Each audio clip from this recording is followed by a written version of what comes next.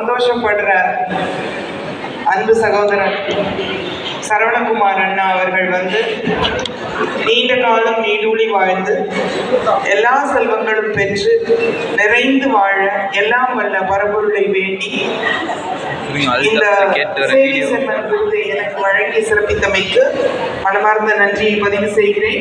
இந்த மாதிரி வாய்ப்புகள் எல்லாருக்கும் வழங்கப்படணும், அந்த வாய்ப்புகளை சிறப்பாக கையாளணும் அப்படிங்கிறத சொல்லிக் கொடுக்குற ஒரு வழிகாட்டி கல்வி சின்னம் ஒன்று நான் உருவாக்கியிருக்கேன்.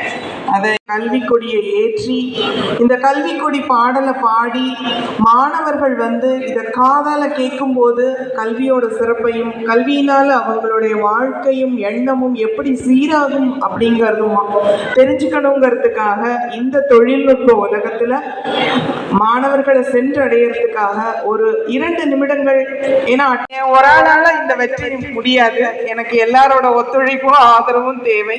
இது மாணவர்கள் பார்க்கணும், கண்ணால பார்க்கணும், காட்சி வழி கருத்து எப்படி போகுதுங்கிற கல்வியியல் கோட்பாட்டில் இது உருவாக்கப்பட்டிருக்கு.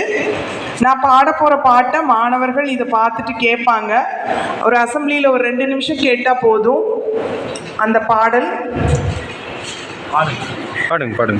தாயின் கல்வி கொடி பாரி, நம் தாயின் கல்வி கொடி பாரி, அதை நிமிர்ந்து பார்த்து சிந்தித்திடவாரீர். தாயின் கல்வி கொடி பாரீர்.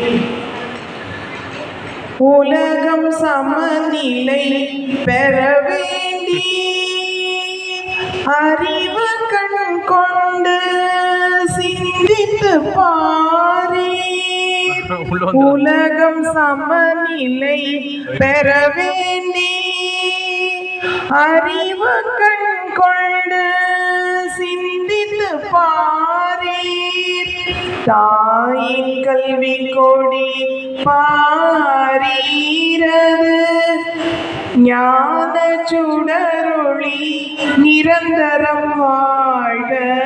தாயின் கல்வி கொடி பாரீர்.